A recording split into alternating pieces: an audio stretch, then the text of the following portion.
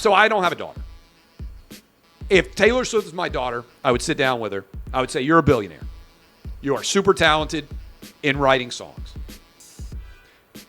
You're going to write a breakup song about Travis Kelce, and it may well do well.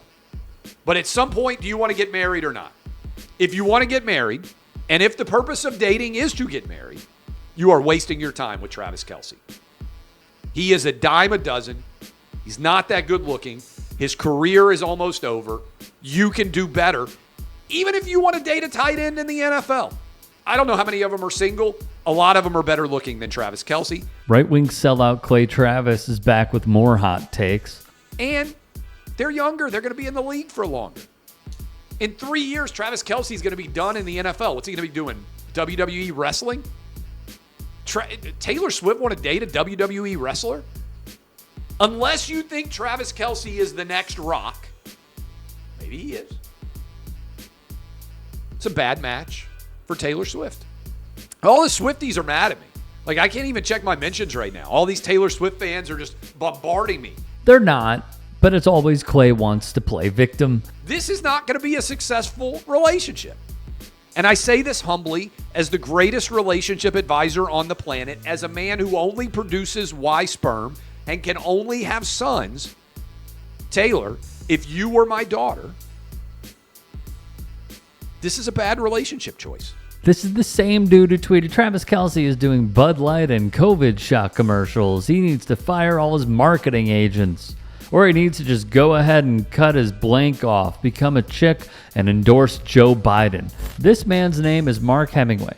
He's a writer for The Federalist. He's a conservative, and he has thoughts on Taylor Swift.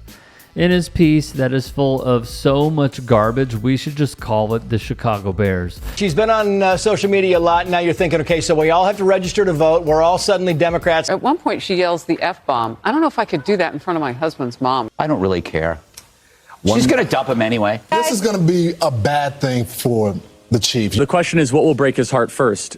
His new relationship with Taylor Swift or the COVID shot? I think the commissioner set this up. Tommy Lauren, a shill for right-wing attention on Travis's network, would say, I wish them the best of luck. Not with their relationship, but with myocarditis, a debunked right-wing talking point over a recent study that showed people who received the vaccine could experience a small increase in the risk of developing the disease. Some have even reposted Travis Kelce taking a knee during the playing of the national anthem.